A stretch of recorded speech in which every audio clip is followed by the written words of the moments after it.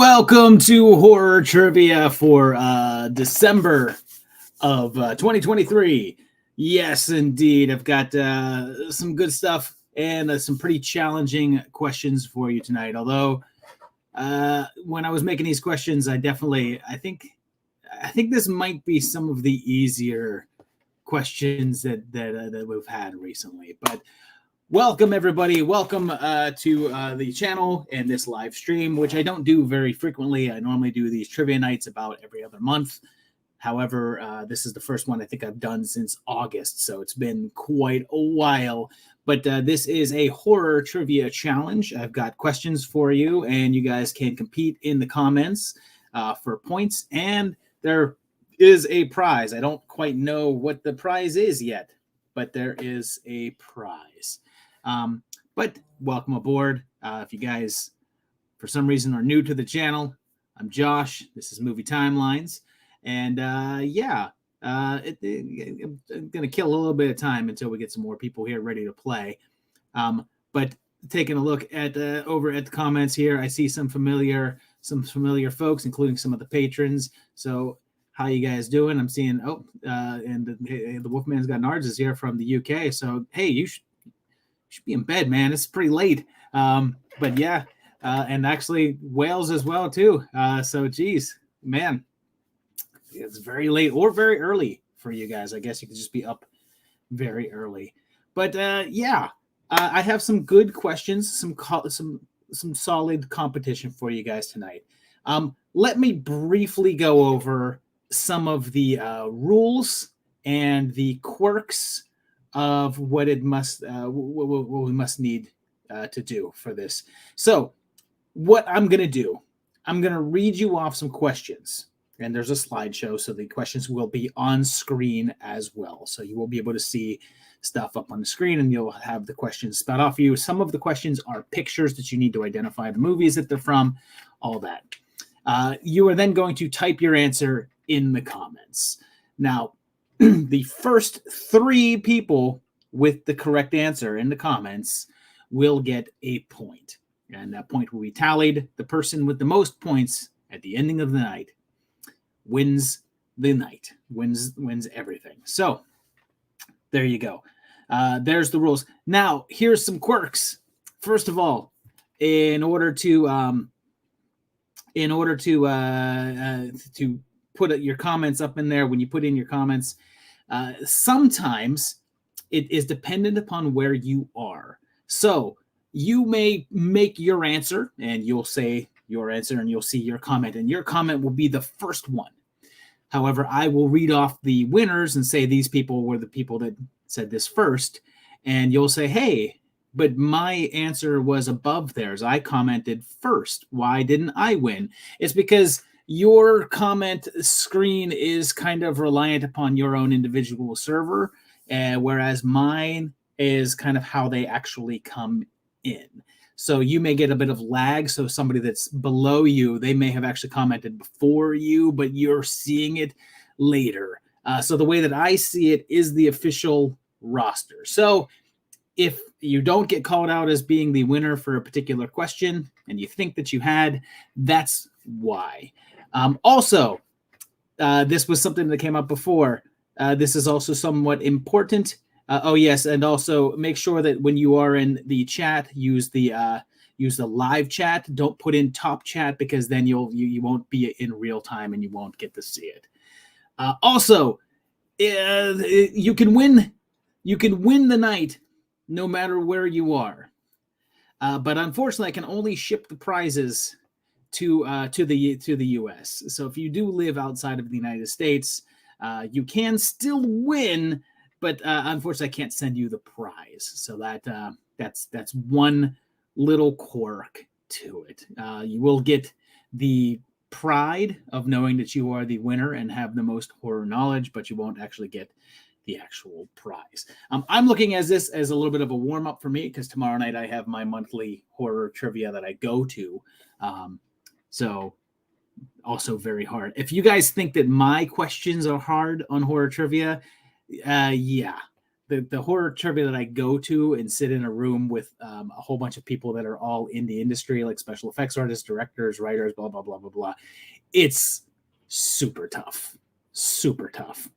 So anyway, here we go. We're going to get into this. We're going to have, how many rounds do I have for you? 1, 2, 3, 4, 5, 6, 7, 8. I have 8 rounds for you guys tonight, between 5, 6, and 7 questions each.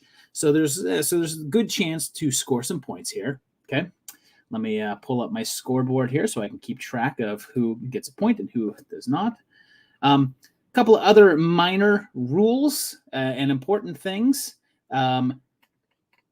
Spelling is not essential, but it has to be close. I also do not accept abbreviations. So if the answer is Nightmare on Elm Street, if you type in NOES, you will not get counted.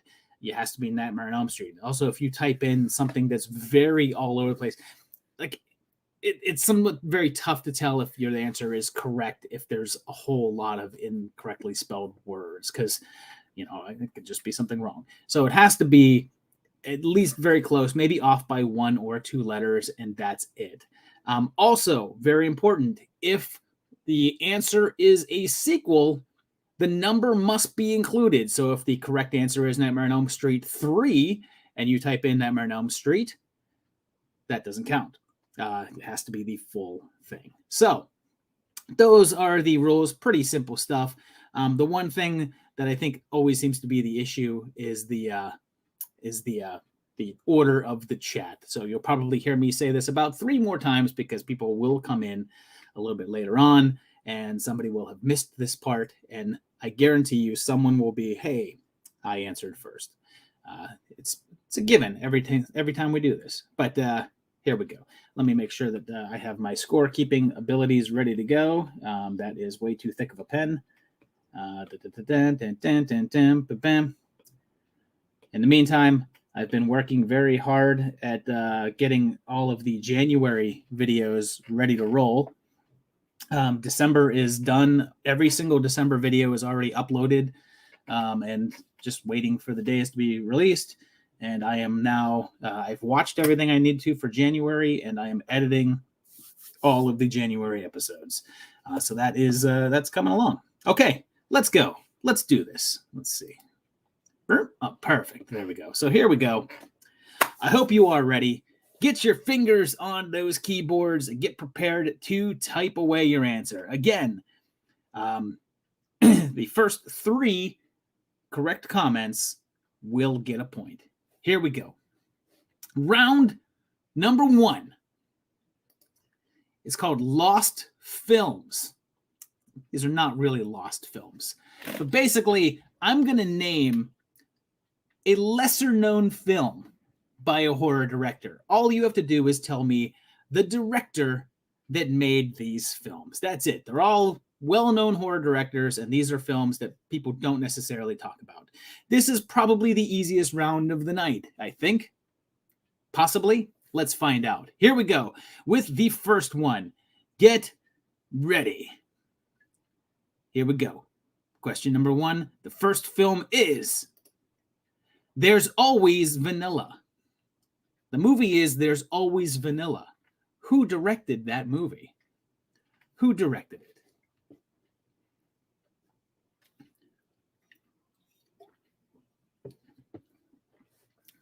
This is one that I have seen. I saw it a long time ago. It's been a while.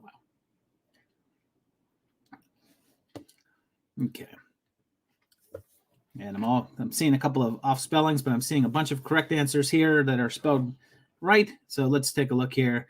The first one with the correct answer is Brian Worgel with the correct answer of George Romero. Let me mark down some points here. RW also has that correct there.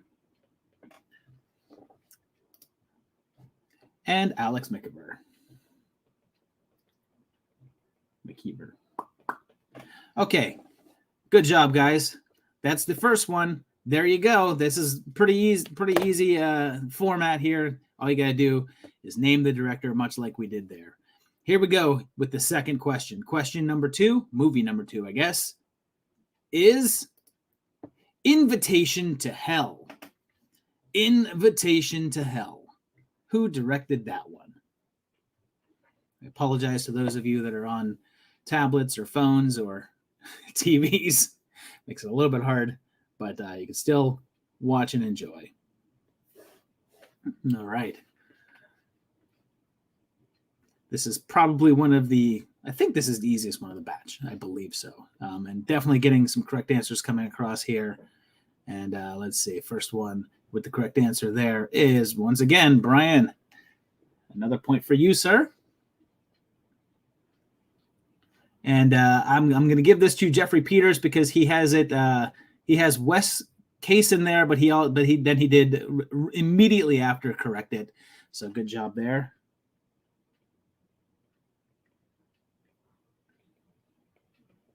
Point. And RW gets the third of the points there. Good job, guys. All right.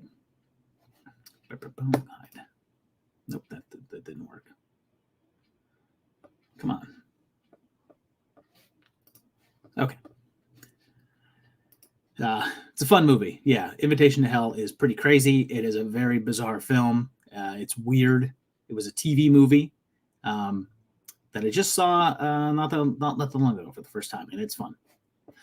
Number 3, here we go. The third movie. Let's see who can get this one. Question number 3 is Stereo.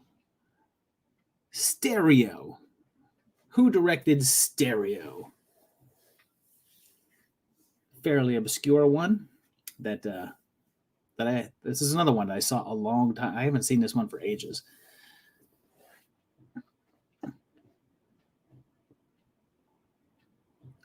Stereo. And I'm seeing a bunch of correct answers coming across here.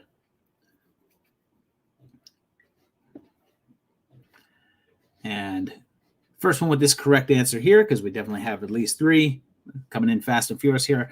The Wolfman's Got Nards is correct with the correct answer of David Cronenberg. Jeffrey Peters coming in there also scoring. And the third one is Shanda's watching.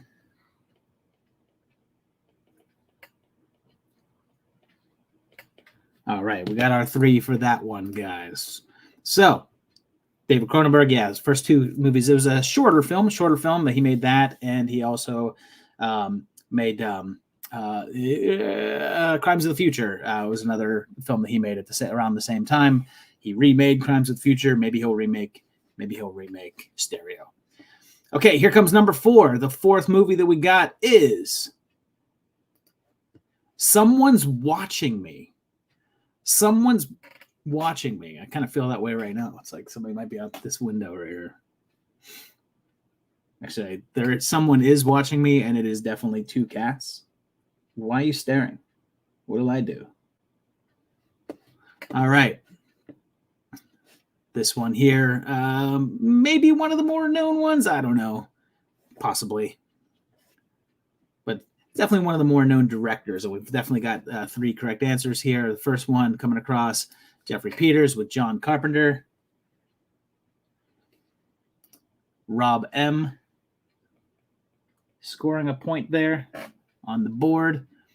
And Jamie Palmer coming in with the third correct answer. My handwriting is getting worse and worse. Okay. John Carpenter. Yes, Nicholas is right. The whole chat is watching me. You are correct. Although I feel like you're more looking at this part of the screen, like the white part there with the lettering. But there you go. Okay. Number 5, I think this is the last one. Let me see. Oh no, there's 6 of these. There are 6 of these. So this is the second to last one. This one is Survival Quest. Who made Survival Quest? Which is a very fun movie that if you haven't seen it, you probably should check it out because Survival Quest is kind of fun. It's not a great movie. Compared to the rest of this director's works, it's probably on the lower end of things, but it is still a straight up good time. I will also say that this guy is one of my personal favorite directors who I have met like 3 times now, and every time that I meet him, I turn into a babbling idiot. Okay, so first one, we got 3 correct answers here, and the correct answer is, of course, Don Coscarelli. And the first one with that correct answer is Dennis Perkins.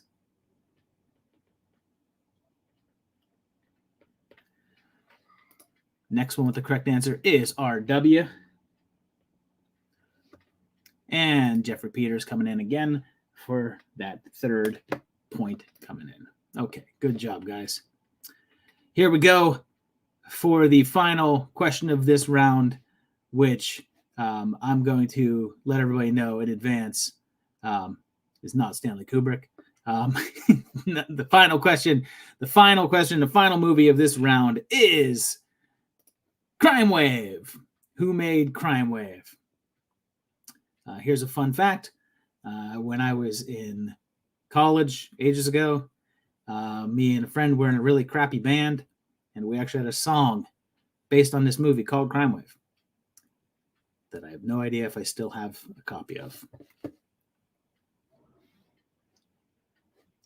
All right. Getting some correct answers here. I don't know if this, I feel like this one was maybe one of the easier ones of the batch, because Crime Wave is a phenomenal mess of a movie that I happen to enjoy. Dennis Perkins is the first one with Raimi. Point there. Mark Rothenbuehler coming in there.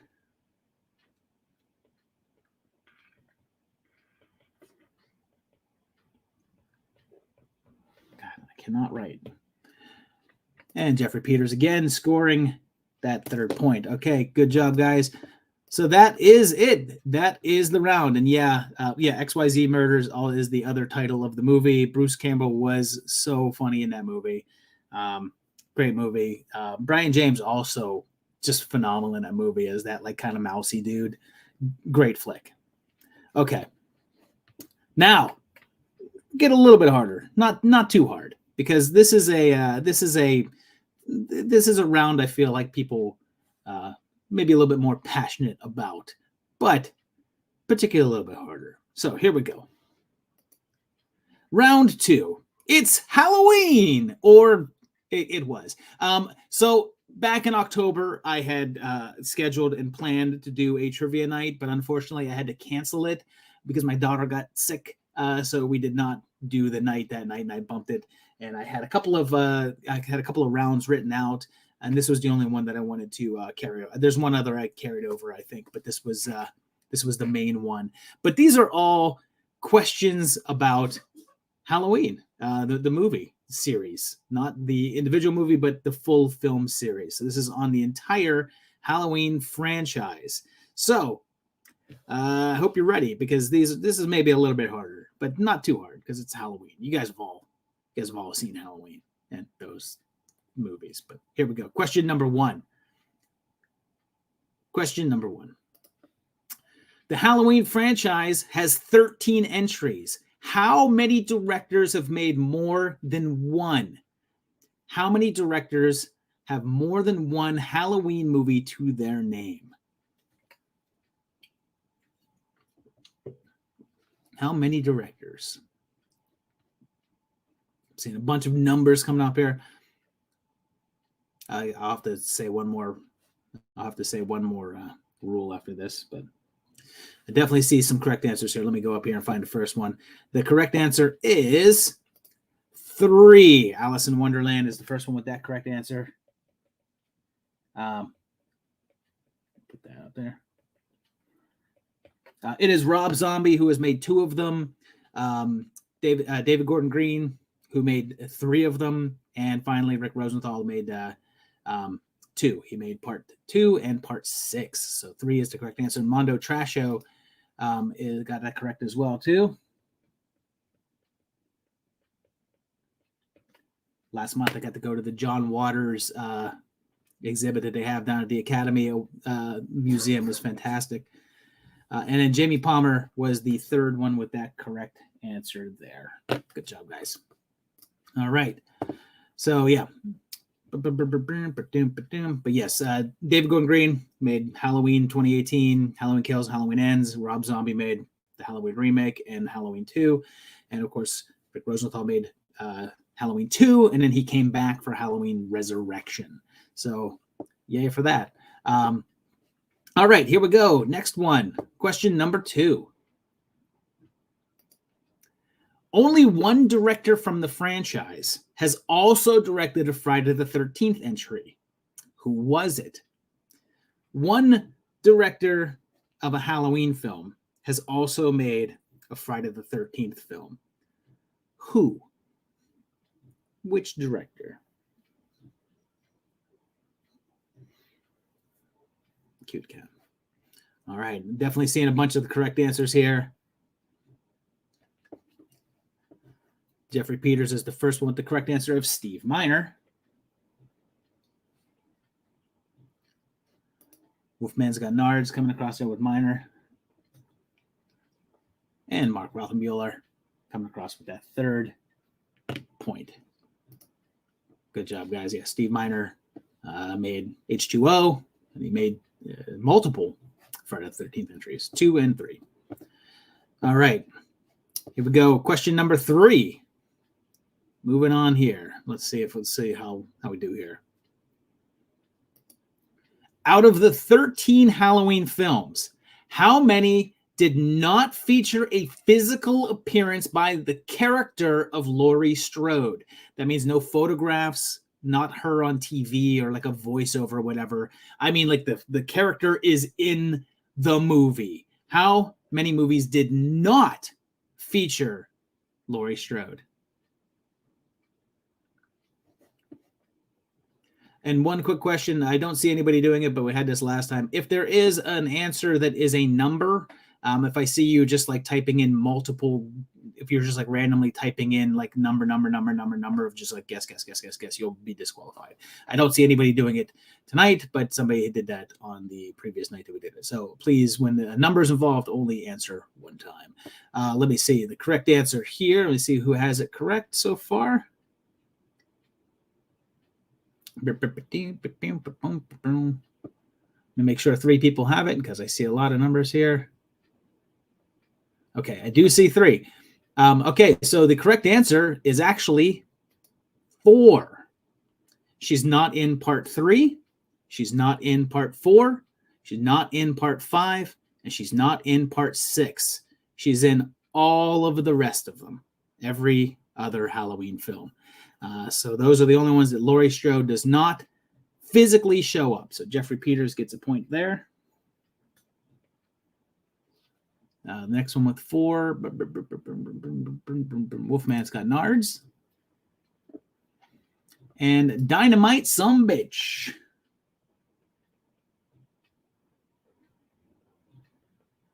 Mark down a point there. Okay. Good job. Yes, she's on there's a couple of there. She's a voiceover in part 3. She's also on the TV in part 3, and in part 4, Jamie is like looking at a photograph of her. Those do not count. She's nowhere in part 5 and part 6. Of course, she's in the remake as a different actress. Blah blah blah, as in remake part 2. All that. So there you go. Next one. There are currently 4 distinct Halloween continuities, if you don't count part 3 on its own, right? That's just ignore that. In how many of these did Michael Myers kill Marion Chambers? How many of the 4 distinct Halloween continuities? In case you want to know, it's parts 1 through 6. It's H2O. It's Halloween, H2O, and Resurrection. It's Rob Zombies 2, and then finally it's Halloween, and then 2018 Kills and Ends. Those are the 4 distinct franchises or continuities. So how many of those did Michael kill Marion Chambers?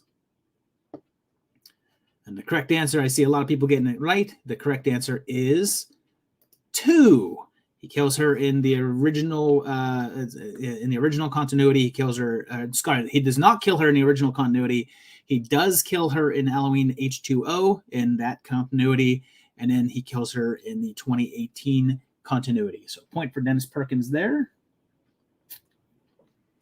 Wolfman's got Nards coming in with a point. And Mark C on the board with the correct answer there. All right. Her character, I don't think our character is in the Rob Zombie ones. There is a similar-ish kind of character played by the Leslie Easterbrook, but she's not named Marilyn Chambers. Okay, here we go. Question number 5. I think this is the final question of this round. Mrs. Blankenship, a character mentioned in part 3, seemingly defies continuity by actually showing up in which later film? Which later movie does Mrs. Blankenship show up, hinting that it might be in the same continuity as part 3?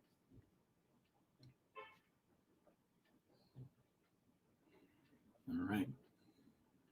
This one might be pretty easy because it seems as if a lot of people got this one correct. And the correct answer is part 6. The Curse of Michael Myers. Mrs. Blankenship is a member of the Druid cult. Stella, will you get the door? Mondo Trasho with a point there as well. Nicholas Vincent on the board as well.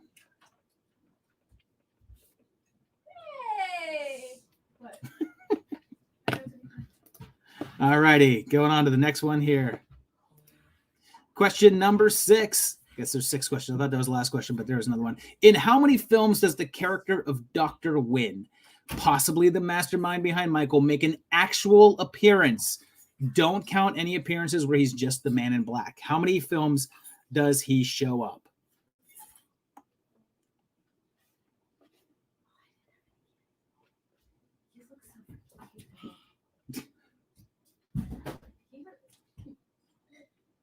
All right, let's see. I think I'm seeing a bunch of correct answers here. All right, let me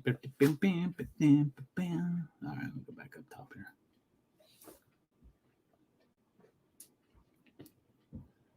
All right. Dennis Perkins with the correct answer of 2. 2. He was actually in the very first movie, and he is in part 6. Those are the only 2 that he shows up in. Mondo Trasho also got that one correct. And Alex gets the 3rd of those points. Good job, guys. But yeah, so it shows up as he's technically in part 5 as the Man in Black. But they didn't even know that he was going to be Dr. Wynn. His identity was altered at the last minute. But anyhow. All right, next round. You probably knew this was coming. This is an entire round of questions based on Christmas horror movies. Yes, indeed. Christmas horror. Some of my favorite horror movies, I guess. I don't know. I like Christmas horror movies. I've watched like 3 this week. And oddly enough, a lot of them have very little to do with actual Christmas. But here we go. Question number 1 of Christmas horror. These are just questions and answers.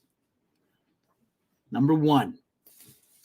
The director of the Christmas classic, A Christmas Story, also directed this holiday horror film.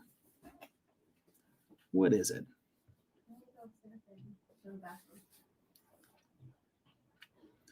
The director of the Christmas classic, A Christmas Story, also directed this holiday horror film. Yep. This is the easy one of the round, and a lot of people definitely getting it correct there. Dennis Perkins with the first one of Black Christmas. Mondo Trasho also popping that correct answer. And Shan is watching as the 3rd one. And hey, Christy, do you want to really quick tell everybody about your experience today? What? Do you want to tell everybody about your experience today? I don't know. Come here. Sounds kind of stupid. Well, it's all right. So Christy's here really quick. Christy, who did you get to meet today? Hi.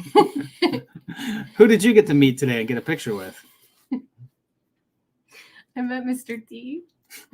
She met Mr. T. I met Mr. T. She hugged Mr. T. Twice. And he asked if I put his robe back on for him.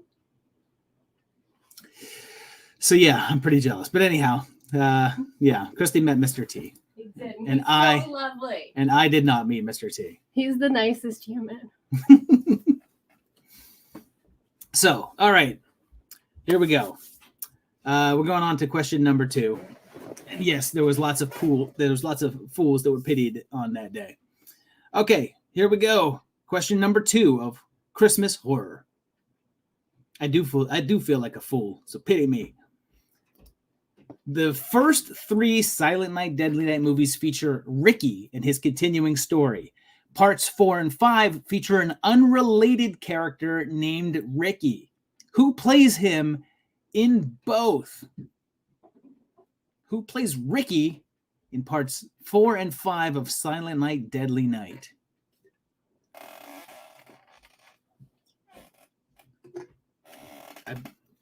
He's most likely a different character in each of those movies, but he plays 2 different characters, each named Ricky.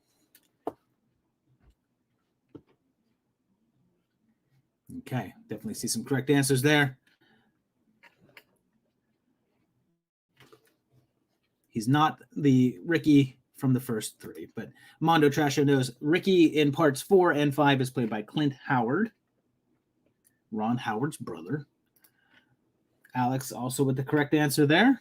And Jamie Palmer is the 3rd correct answer there.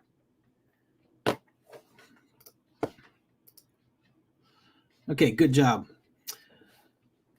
Question number 3. Here we go. Christmas horror.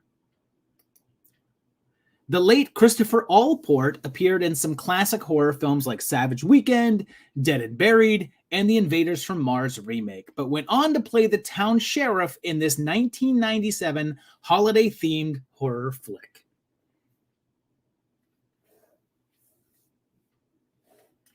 RW is asking, showing us 3rd, but not on my end. Again, so the chat order that you're seeing may be different than what I'm seeing because of your local lag.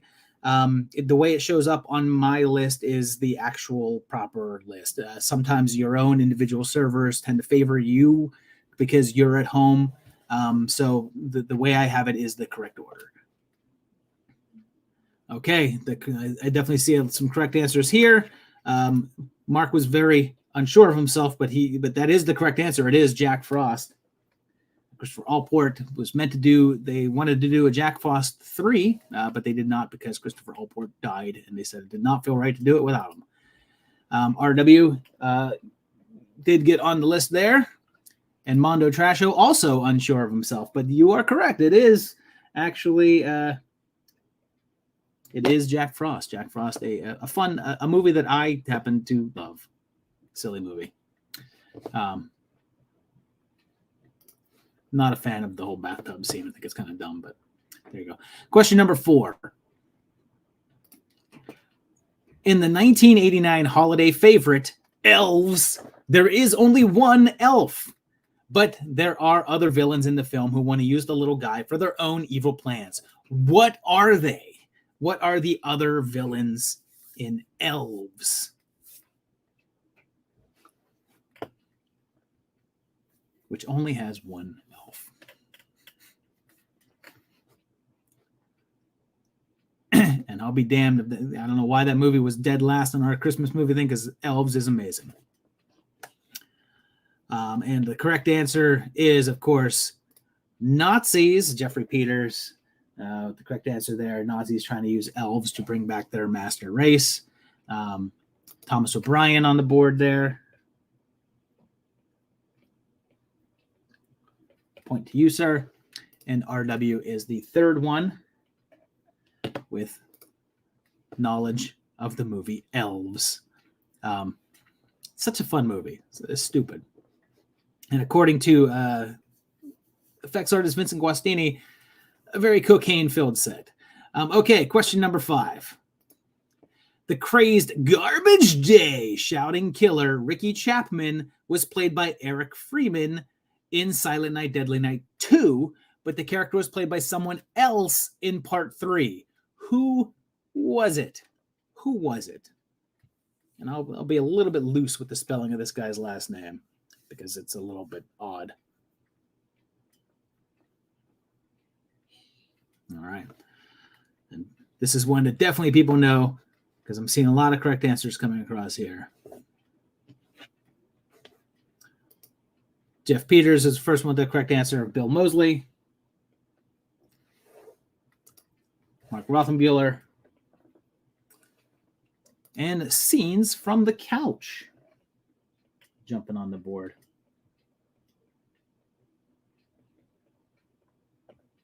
Point to you. All right.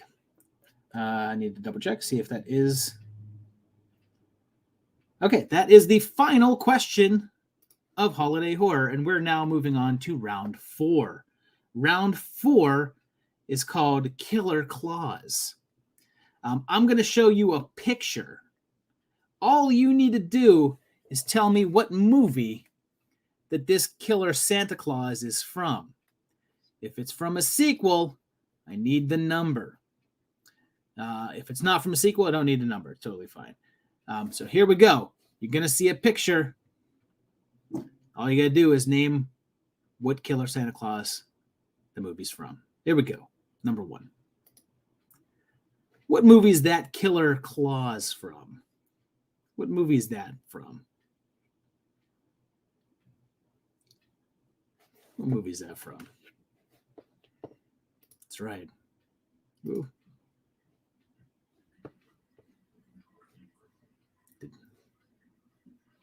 All right, didn't mean to put that up so quick. I'm seeing a bunch of correct answers come across. This is the easy one of the group, and the correct answer is the first one. The correct answer is Dennis Perkins with Silent Night, Deadly Night. Mondo Trasho, the second one with that correct answer.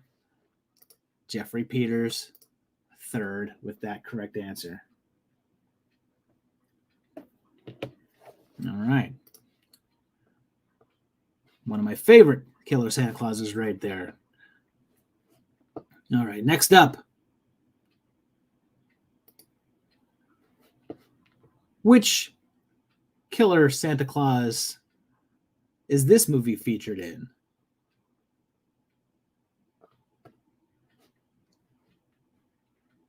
Which one is he from? Yes, give me new comments. Okay. Another one that a lot of people seem to know. I think these ones are all pretty easy.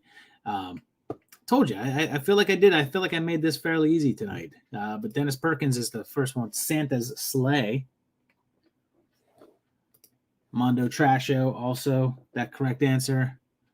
And Jamie Palmer, third one with that correct answer. Good job. Silly movie. All right, here we go. And yeah, RW is saying the answer showing up. That's probably some lag. Lag sometimes kind of sucks. I wish there was something I could do to help that out, but it's here we go. Number 3. Killer Santa Claus. What movie is this guy from? What movie is this Killer Santa Claus from? One of my personal favorites. This movie's so good, and it does not get enough discussion. But it is a great flick, and I'm definitely seeing some of the correct answers coming across here. And the first one, the correct answer is Spooky Adder. Good job, Christmas Evil.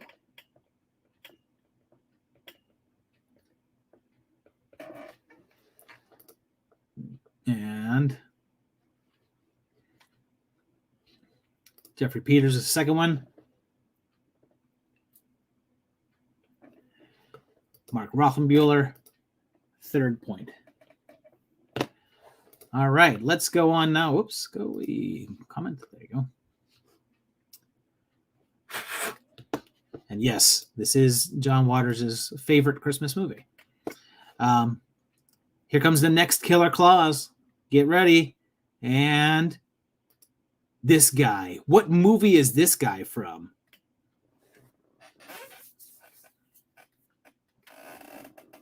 Pretty gross, grubby looking Santa Claus. Definitely kills somebody. What movie is he from?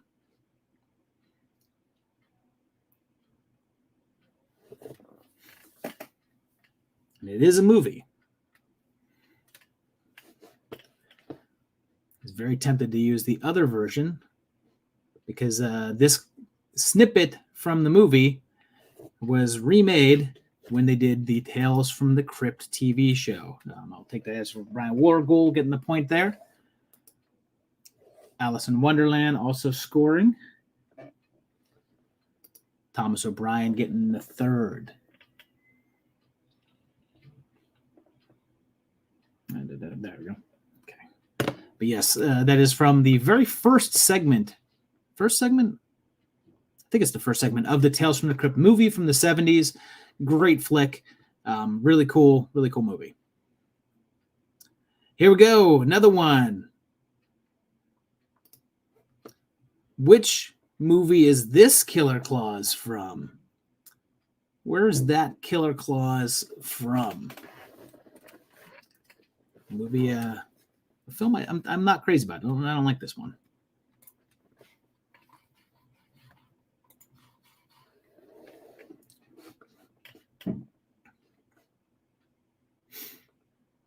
Yeah. Thought this one was a little bit trickier, but it seems as if a lot of people are getting this one correct right off the bat. Definitely have three. The first correct answer here is Jeffrey Peters, who said Silent Night, the remake of Silent Night, Deadly Night. Brian Wargold with the next correct answer, and Scenes from the Couch coming in with that third answer.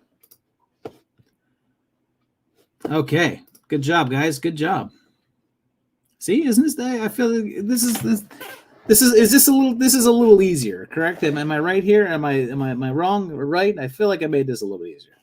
But yes, it was a waste of Malcolm McDowell and also a waste of Donald Logue, who is always great. But some people like this one. I do not. I do not like it at all.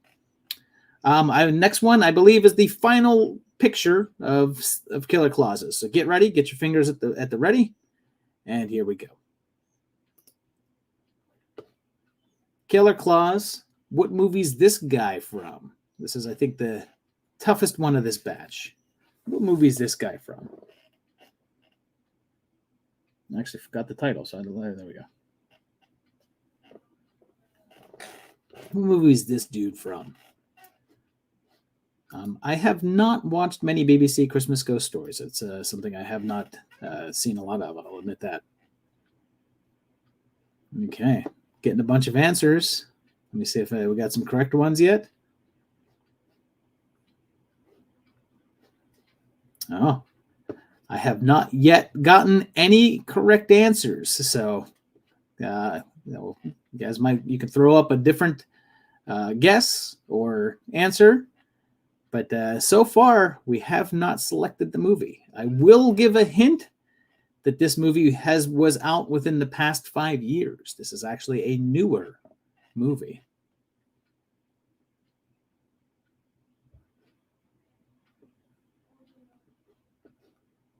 I want to say that this was either 2021. Let me take a look.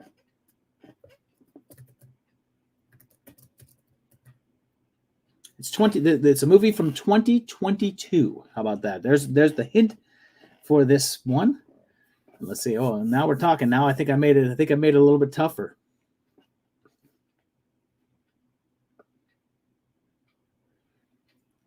I feel like I stumped some people. I might have to give another. I think I might have to give another hint here. I'll give a hint as to this one. That underneath what you see there, that Santa Claus may have robot parts.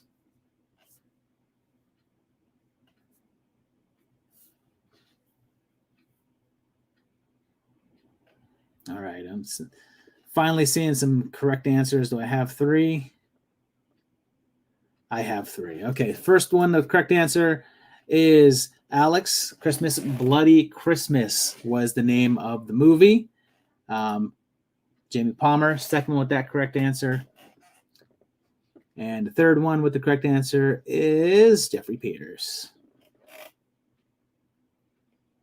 A little bit tougher one there. So apologize for that one. I definitely made it a little bit tough there. Okay, so going into our next round, we're going to allow things to get a little bit more interesting here because we're now going to juice up the points. Now, each question is worth 2 points.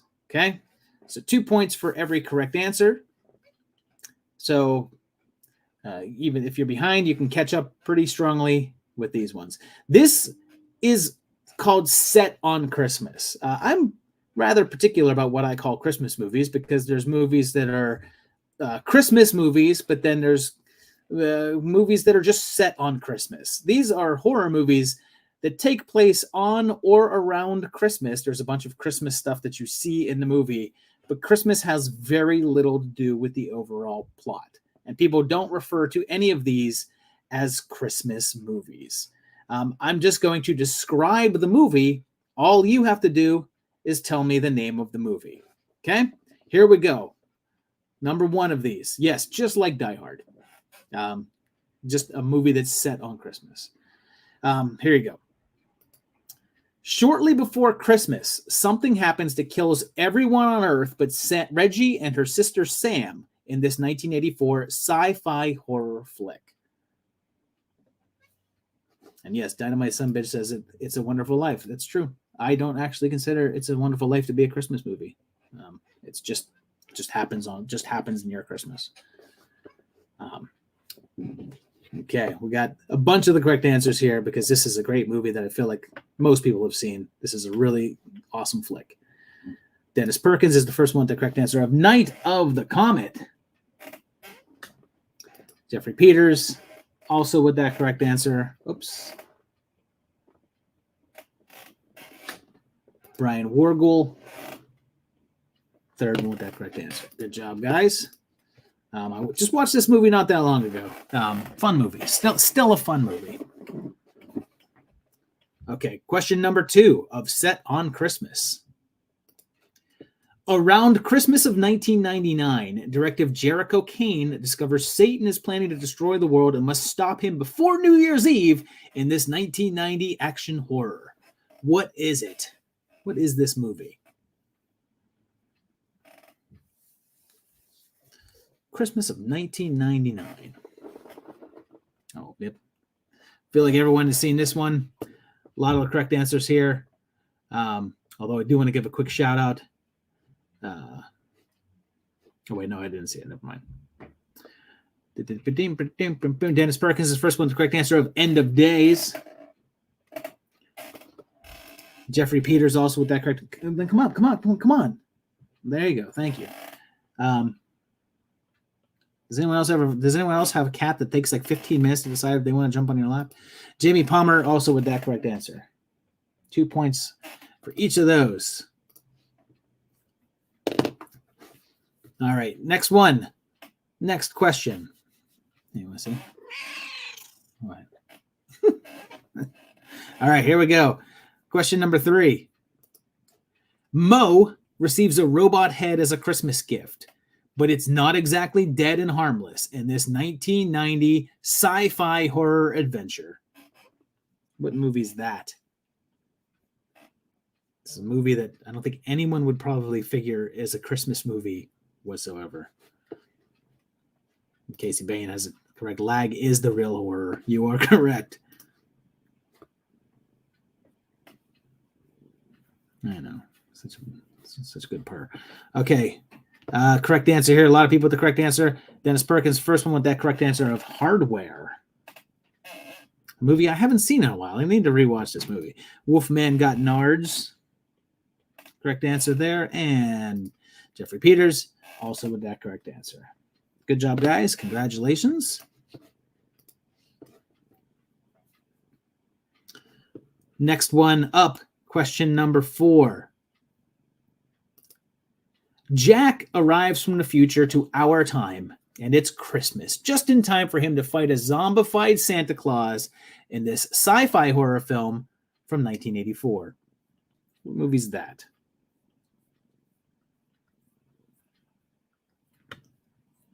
I know. Very exciting. It's a movie I like. This is a movie I enjoy thoroughly as well, too. And I see quite a few guys love this one as well.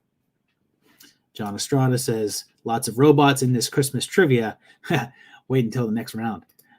All right. Definitely see the correct answers. Dennis Perkins gets that right with Trancers. Wolfman's Got Nards. Also correct answer of Trancers. Jeffrey Peters also with that correct answer of Trancers. Great job. Jack Death coming out there. Yes, I know. All right.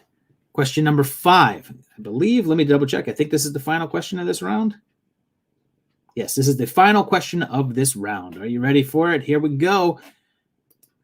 A mysterious woman shows up to Sarah's house on Christmas Eve and tries to collect her unborn baby in this 2007 French shocker.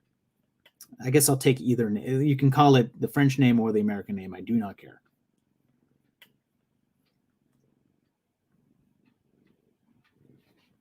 I know. I don't even know if that purring is audible. You are so loud. This is a very dark film indeed. I don't think a movie anybody really thinks of as a Christmas movie, but it is indeed Inside.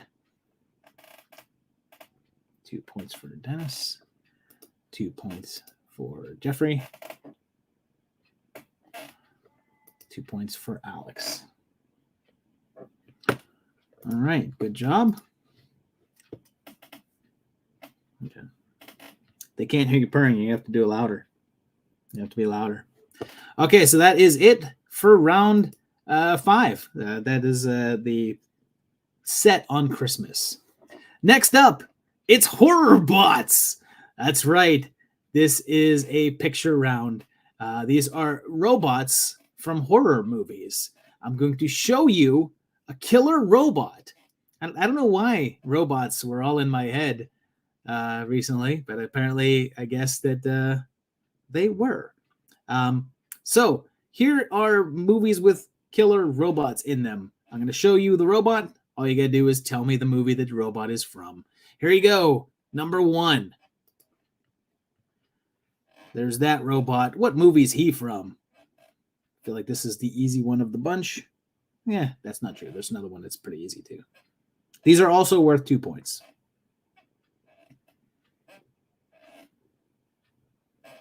What? I know.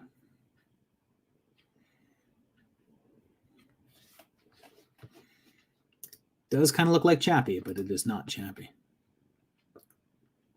The correct answer is what's funny is the 2 top answers have slight misspelling, and they're both the same letters. Jeffrey Peters has Hardware. That is correct. Hardware is the correct answer. Wolfman's Got Nards, also with Hardware. And Brian Wargel, third one with that correct answer of Hardware. Again, I have not seen a movie. I thought it might throw you guys off to have it be Hardware be the answer twice tonight, but I guess it did not. Here we go. Next robot. Picture number 2. What movie is that guy from? This, I think, is the easy one of the batch, I believe. What robot? What movie is this robot from? I was very tempted to put a picture from Deadly Friend in here, but I actually did not put BB in here, so you will see no BB. Yeah, definitely a lot of correct answers here because I feel like this is the most seen. And Doc Jabroni on the board with the correct answer of Chopping Mall. Wolfman Got Nards also with that correct answer. And Nicholas Vincent also scoring 2 points. chopping mall. Okay. Here we go with our next robot. Here it comes. Are you ready? That guy. What movie is that guy from? Look at that thing. What is that? I love that. What movie's that guy from? That evil killer robot. I believe this may have been the box cover. But yeah, definitely some correct answers here. First one with the correct answer of Class of 1999 or Class of 99 is Wolfman Got Nards. Jeffrey Peters taking the second place there. Jamie Palmer also with the correct answer. Good job, guys. Class of 89. And yes, it is. That is indeed. It's supposed to be Patrick Kilpatrick. Supposed to be. Not the best likeness. Here comes our next evil killer robot. What movie is this guy from? What movie is that guy from?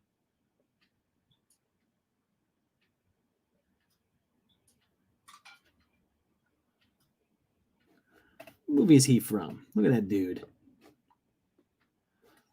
What movie is he from?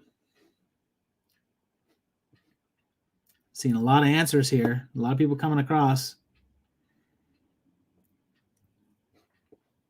Oh, boy. Well, I'm seeing a lot of people say virus, but guess what? Same virus. And actually, I've not yet seen anyone with the correct answer. I thought for sure, this might be a hint, that the face would give it away and that that actor would be pretty recognizable.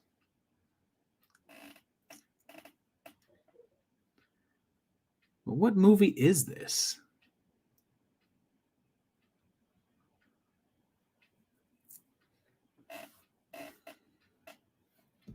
All right. All right, let's see. 1, 2.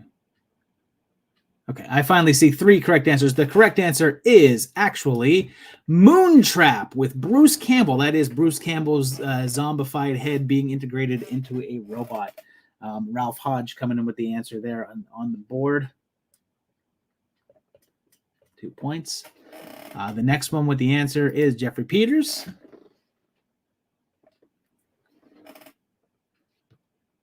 Dennis Perkins, the third one with that correct answer. Of Moontrap. Yes, that is Bruce himself. At this point of the movie, he had died, and robots on the moon had used his body to turn into this thing. All right, here we go. Next robot. That guy. What movie is that guy from? This one I feel like is another harder one, maybe. What movie is this dude from? It's a slightly lesser known movie.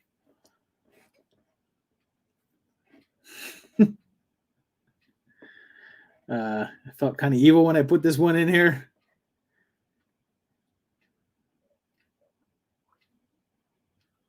What movie is this? Seeing a lot of people say RoboCop 2, and I will tell you that it is not RoboCop 2 at all. It is not part of the RoboCop movies whatsoever.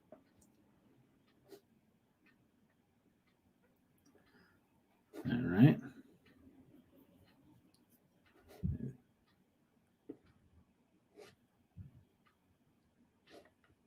Okay, I see 3 answers correct. Finally, the first one with the correct answer. The first person to get it is Benjamin Christ, and the answer is Evolver. That's right, the classic straight-to-video killer robot movie, Evolver, which is actually some silly, cheesy fun. And RW is a second place who, yes, you did get auto-corrected. I can see that. You get the points. And Jeffrey Peters, third one with Evolver. which was a silly movie. If you haven't seen it, I recommend it. It's not great. It's not terrible. It is just silly fun. Okay. Next up is our final robot of the batch. This is the last robot of the round. What movie's that guy from? There he is. What movie's he from? Robot Man, what is your name? I don't know what this song is. Where can this guy be found? And there you go. I'm seeing way more correct answers here, as people are very quick to know this one, which is the one everyone guessed earlier, which is indeed Virus. Wolfman Got Nards, the first one with that correct answer. Jeffrey Peters also with that correct answer. And Sugar Bomb's Destroyer coming in with that third correct answer.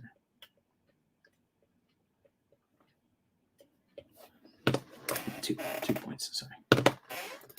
All right. So that's it. That is it for robots. We're going on to round 7. 2 more rounds left to go. Let's see.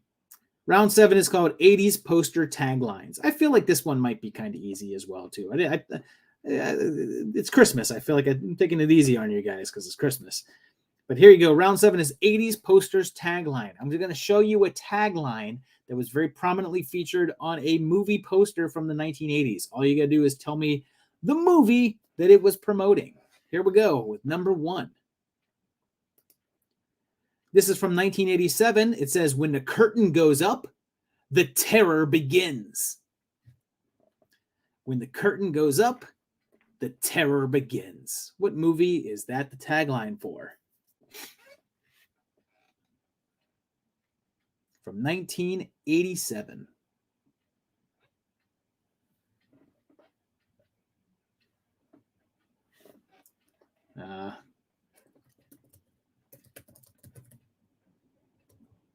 Oh, you guys saying Popcorn. Popcorn is from the 90s, guys. It's not an 80s movie. How dare you? How dare you? And maybe this one is a little bit tougher because I have not seen the correct answer yet in the chat. But from 1987, I will give you a hint that it is a sequel. It's a sequel. And the poster does feature a movie theater setting.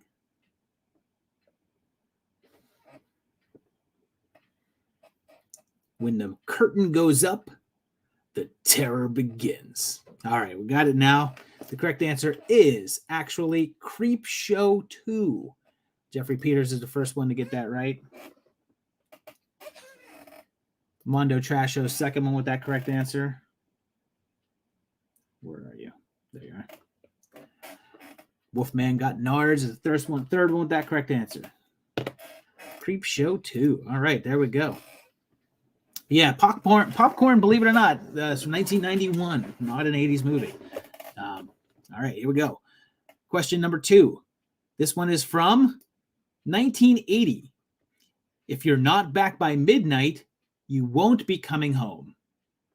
What movie's that? The poster tagline from. If you're not back by midnight, you won't be coming home. I feel like I should say it like movie trailer guy. All right. A little bit easier one for you guys because I see definitely a lot more correct answers here. And the correct answer is from 1980, Prom Night. Everything is going to be all right. Dennis Perkins with that correct answer. Prom Night. Mondo Trasho also with that correct. And Alex with the third.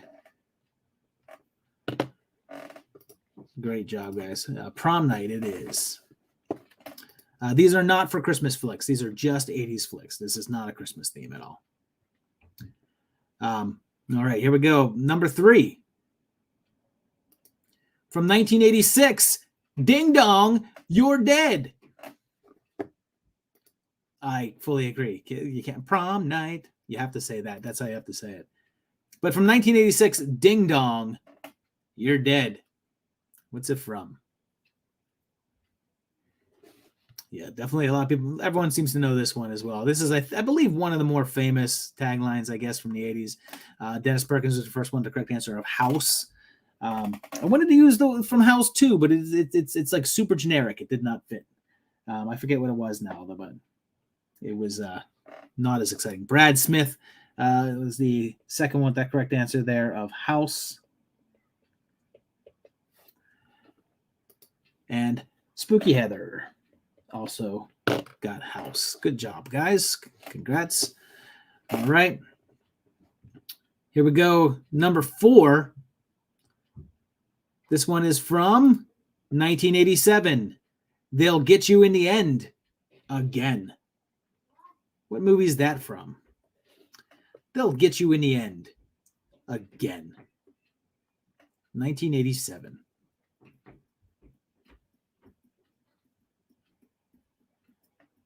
Okay. Another one that seems to be pretty easy. A lot of people getting this one correct here as well, too. I was going to just use the original tagline of They'll Get You in the End. I thought that one might be too easy. I thought it might be a little bit harder to put the I'll Get You in the End Again. That is from 1987's Ghoulies 2.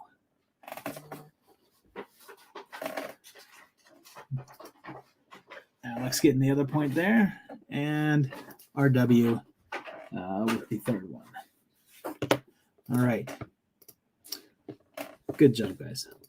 They are indeed in the toilet in the poster. In the first movie, there was only one in the toilet. Second movie had multiple ghoulies in toilets because that is all that's, production value. Here we go. Number 5 from 1982. A New Dimension in Terror. A New Dimension in Terror. From 1982. A movie that is shortly going to be featured on the 80s Project.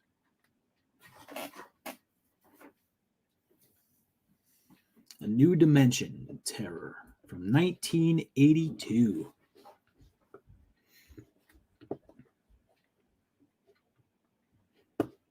Okay, let's see. Seeing some answers here. But I think I see some correct ones. Let me see if I have 3, because this one seems a little bit harder. 1, 2, 3. Okay, we have 3. All right, so the correct answer is Friday the 13th, Part 3. The New Dimension is 3D. Alan Plum is the first one to get that right. Second one with it correct is Dynamite Some Bitch, although I think I get that it's not Friday the 23rd. But 2 points there. And finally, Scenes from the Couch. Got that correct as well. Good job, guys. All right, here we go. And that may be true, but Hellraiser 1 came out in 1985, so this was 1982. All right, here we go. Question number 6. This one's also from 1982, and the tagline is, "Man is the warmest place to hide." Man is the warmest place to hide. I don't know if this is tricky or not, because this is a lesser known poster tagline from this one. There's a different tagline that was the more common one, but it seems like a lot of you guys know it anyway. Another movie that is very shortly to be featured on the 80s Project. I believe that you'll see this one featured before the end of the year. The correct answer is, of course, The Thing. Wolfman got Nards with the correct answer there. Mark C. also with that correct answer. And Clay with the correct answer as well.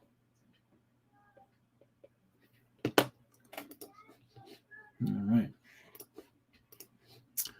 One of my all-time favorite movies. All right. I believe this next one is the final question of this round, or is this the final question of the round? Let me take a look here. Yes, there's one more question in this round, and here we go. Our final poster tagline. This one is from 1989. Evil comes in all sizes. Evil comes in all sizes. From 1989, what movie is that? There we go. Let's see. We can see if we can get this one, or if this is another stumper. I don't know. I never know what's going to be this number. Oh, definitely not a stumper because I'm getting a lot of the correct answer here. And the first one with the correct answer of Puppet Master is Dennis Perkins.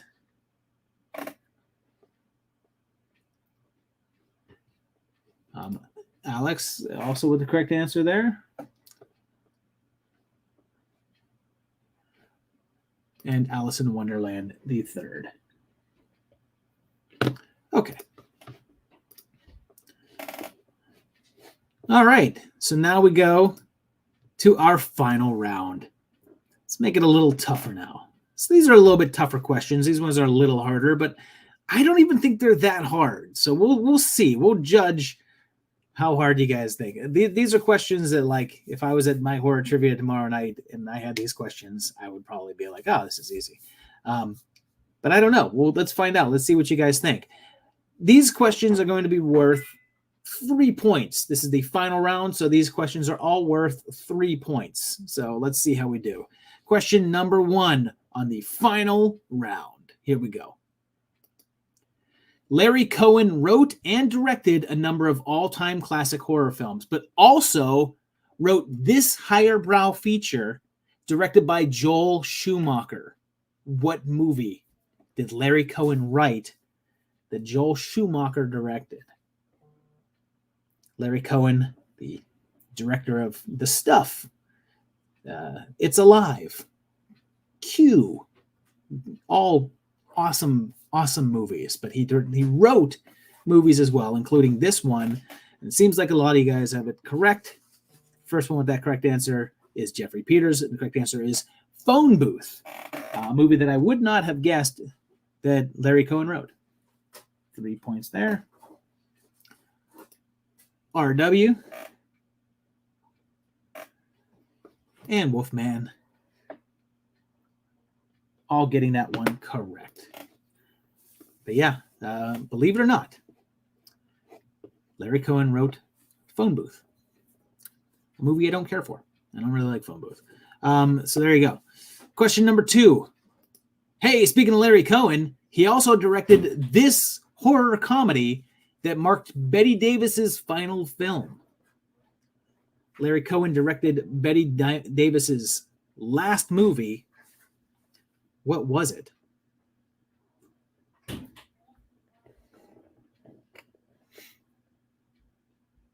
movie, it's straight up train wreck when you watch it.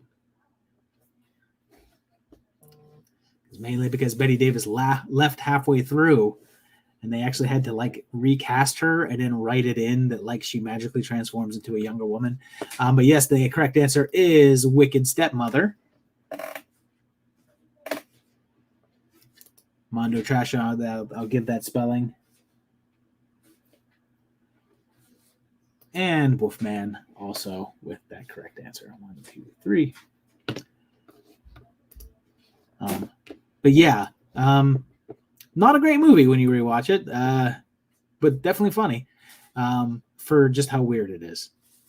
Here we go. Question number 3 of the final round. Frank Henenlotter has featured Beverly Bonner in all of his horror features. In how many is she credited as the prostitute character Casey? How many movies does Casey appear in?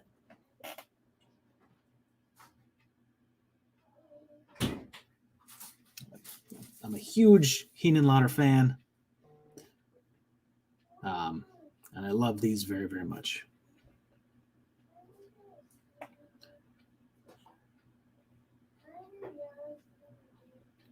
The correct answer, I've seen correct answers here. And the correct answer is 3. Dennis Perkins had that correct. She shows up in the original Basket Case. She plays Casey again in Basket Case 2. And she's actually on the TV in Frankenhooker on a talk show about prostitutes, and she's labeled as Casey. So she's playing the character of Casey in all 3 of those. So good job. 1, 2, 3 for Dennis Perkins. Jamie Palmer also had 3. Where there? 1, 2, 3.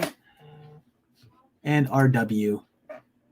RW also had 3. Great job. But yeah, great movie. Yes, Frankenhooker and Basket Case are all in the same universe. Casey being in Frankenhooker makes it the same universe. So they are all joined. And both Belial in the Basket and Dwayne both show up in Brain Damage. So they are all connected. All of the Hina Lauder movies are connected. Question number 4. Here we go. The Phantasm films are certainly bizarre and fit their phantasmic title, but it went under another name in Australia and New Zealand. What was it? What is the title of Phantasm in Australia and New Zealand? Yeah, James Lorenz I don't know how that guy was not more successful. He was so funny. Hilarious guy. All right, let's see if we can get the correct answer coming across here. What title did the original Phantasm go by in Australia and New Zealand?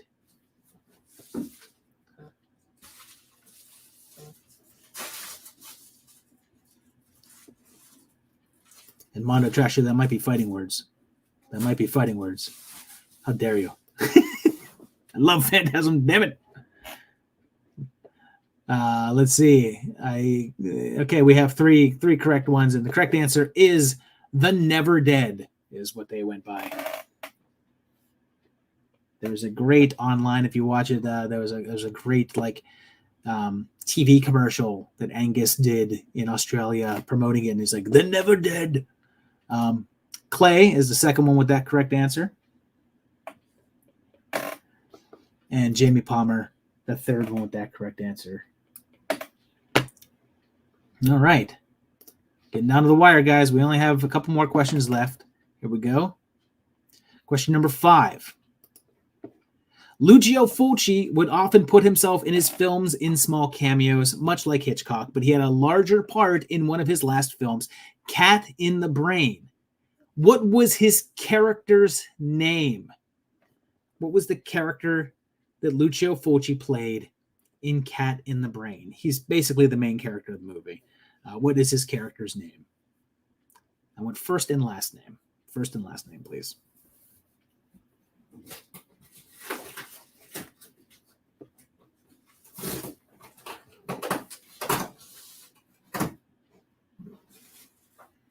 All right. And we have enough here to get the correct answer. The correct answer... And the correct answer, Wolfman got ours. Full answer. His name is Lucio Fulci. He's playing himself, so his character's name is the same as his name. So you got that correct. Alan Plum also with that correct answer. 2, 3. And I will take that. He plays himself. Jeffrey Peters.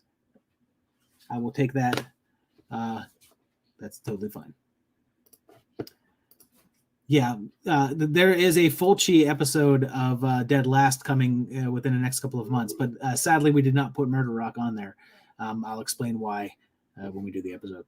Let me see. I think this is the final question of the night. Let's take a look here. Yes, this is the final question of the night. Here we go. Hope you're ready for this one. The movie Zombies: The Beginning from 2007 is a near remake of Aliens, except with zombies. But this wasn't the director's first near shot-for-shot take on the James Cameron classic. What was the other one? What other movie did the director make that was basically a remake of Aliens? The director of Zombies: The Beginning, he made another Aliens ripoff. What was that called?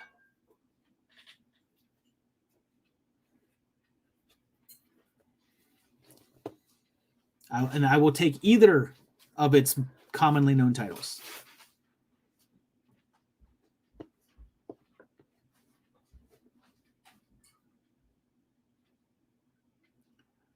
Okay, I see a couple of the correct answers. The correct answer here is Shocking Dark. I will also take Terminator 2, as it was called in Italy.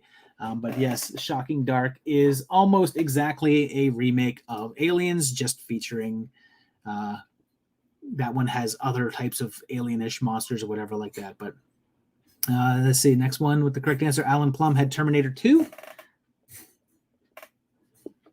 And Jeffrey Peters has Shocking Dark. I would take that also. 1, 2, 3. Okay. Cool. So there we go. That is the final question of the night. So if I take a look at the scores here, I'm pretty sure I don't need to tally these up. I'm pretty sure I could take a look here. I think Jeffrey Peters ran away with the night with 10, 20, 30, 40, 50 points in total. Fantastic job there. Some very close, some very stiff competition for him out there as well too. Dennis Perkins also did very well. Wolfman got Nards. That's some pretty top scores. I will post a point roster probably tomorrow. If not tomorrow, I'll do it the next day to let you guys know how about that is. Jeffrey Peters, are you located in the United States? Or are you in the continental United States, or are you overseas? I should ask that importantly. If you are, make sure to send me an email at the Movie Timelines guy at Gmail. And but I think yes, I believe Jeffrey won last time, but I think that we also discovered that he is not in the U.S., which is part of the conundrum. But yeah, so. Hopefully you guys enjoyed that round. I think that was easier. Was it not? Did I not make that easier? I feel like this might have been the easiest of the night. So I think next time I might make it really hard, just to kind of switch some stuff up. So Brad Smith asked, "Where is the cat?" And she left. She's over there. She jumped down. There's another cat over there who's just staring at me. And then there is a wife just out of frame doing something with a picture frame. But anyway, there you go. So I hope you guys enjoyed it. I hope it was a good time. Wolfman Got Nards asked about putting a link to Puppet Show in the chat. I believe so. Sure, absolutely. Jamie Palmer says, "Show the cats." They will not probably come here unless Zelda, come here. Come here. Oh, they both came. All right, here's Zelda. That's Zelda. What? And this. Come here. Oh Jesus! This is the heavy dude. This is Scotty. Look at this face. Look at this lump. Look at this guy. He has no idea what's going on. But yeah, and here is photographic evidence that Christy met Mr. T. Look at that. There she is with Mr. T right there. There it is. So, yeah, I hope you guys enjoyed. I hope you had a good time watching tonight. I have some really, really cool stuff coming your way in the next couple of weeks. Friday is a really fun video, which is some really, really trash Christmas horror movies. And Monday, you've got a redo of the Puppet Master timeline that is almost an hour long. There's some good stuff. There's also a fun video next Friday, which is more 80s Project, which is coming. And, oh, geez, they're fighting. Guys, knock it off. So John Estrada want to know what Christmas horror movies I've watched lately, and I actually have been watching a bunch of Christmas horror movies, not for the channel, just for myself. I recently have watched Creature Was Stirring, which just came out not long ago, which was fun. I guess it was all right. It wasn't that great. I watched Scream for Christmas, which was a really trash, like backyard horror movie from 2000, which was not good, but funny. I enjoyed it. I watched the Mark Polonia Yule Log movie, which just came out from SRS Cinemas, which I'll talk about that in a minute. But yeah, that was actually a blast. I always like Mark Polonia's movies. They're silly and dumb and kind of fun. I watched What else did I watch that was Christmas? Is that it? I think that's all I watched recently outside of things that were for the channel. But yeah, those were all the Christmas horror things I watched. Then today, yeah, that was it. I'm going to be watching It's a Wonderful Knife tomorrow. That's actually on my agenda for watching tomorrow. But yeah, it was a good time. And yeah, if you haven't yet, if you guys haven't, I believe the Blu-rays for the last Amityville movie are shipping out. Some people have already gotten their copies. I haven't gotten mine yet, but they are shipping. A couple of people have posted pictures with the Blu-rays in their hands. I know that originally there are still copies left. We sold out of the 100 copies that they said that it was going to be limited to, but I guess they expanded it and added some in there, so there was more than 100. So there are still available. So if you guys go to SRS Cinema, you can get it. And please buy it. Please buy it. Also, I'm letting you guys know first. This will probably be the first news of it that anybody is seeing, but within the near future, probably within the next month or so, there's going to be an 80s Project book, which is going to be a illustrated guide to the 80s Project. The first volume will be 1980, so it will be every horror movie from 1980. So there you go. But cool.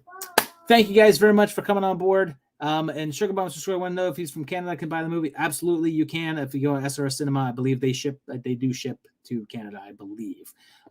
You probably find out on there. They are the Blu-rays are region 0, so I know that they can be played internationally as well.